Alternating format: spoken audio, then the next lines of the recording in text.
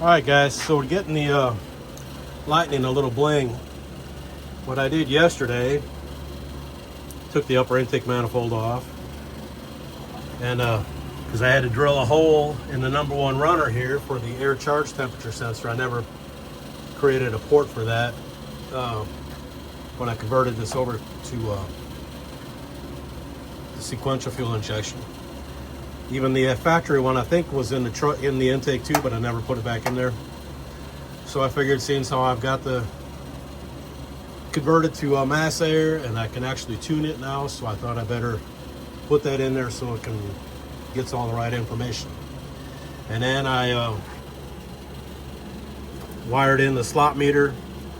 This is what I had. It came on the conversion harness.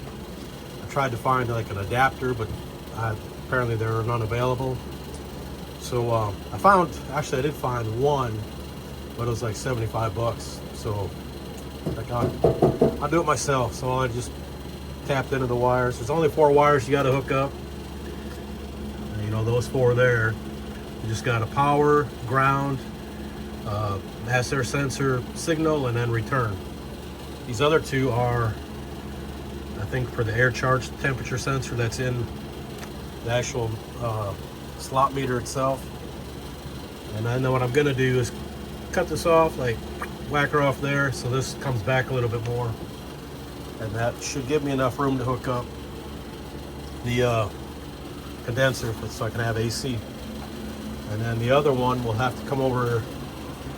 It connects, I think it's that one, and then it goes up over the top and connects to the back of this. But hopefully I can make it fit with that, with the manifold turned that way.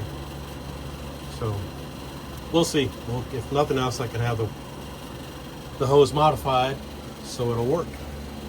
That'll just be more expense, and it can wait because winter's coming. I ain't gonna need an AC over down here. But the real bling, the jewelry I got for this thing, is this. I was changing the rear end lube, or planning to, because when Chad put the 410s in, he said you probably ought to change the fluid after 1,000 miles or so. So now we're getting up on 2,000. I figured I better do it. And I saw these on eBay for like $45, but it said it wouldn't fit a 91 F-150. So I said, I bet I can make it fit. Then I figured, if nothing else, I'll put it on Brandon's car. And what the issue was, there was another rib like these in here. It was right there, and on the back of the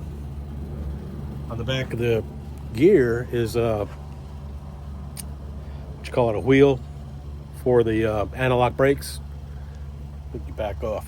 So that was what was hitting on that rib. So I went ahead and cut the rib out and then ground it down smooth, and now it fits. So that's what's going to happen. So we'll put this on here, and up on the top right here they had a tab kind of like that one, and that was sitting on the bracket for the breather tube, or the splitter for the brake lines. And then it also had like a vent here, but I tried to put a couple of fittings in there so I could just block it off, but it's a funny thread, and it turns out it's just a 7/16 24 thread. So I just lubed up a bolt with some ultra black and spun her in there. So that's it. Now we're ready to put it on, and I figured I'd show you that before I put it on, just to in case anybody else wants to try it. On eBay, on all these parts, it'll show you, you can check, say, will this fit my car? And I never look at that, because I figured it's an 8.8 cover. How hard can it be? So what, like I said, and if it didn't work, I'll put it on Brandon's car. And but all it was like, it ain't gonna fit right out of the box. You might have to do some redneck customization, and that's what we did. And now we get to put it on. So, and I got some more goodies from Rock Auto. Spark plugs. If you buy a whole bunch, they're like $1.40 a piece. Come in a pack of 24. Usually it comes in a box like that, but I guess they're cheaping out. They come like that now. All right, that's it. When we get this stuff together, appreciate y'all. Later on.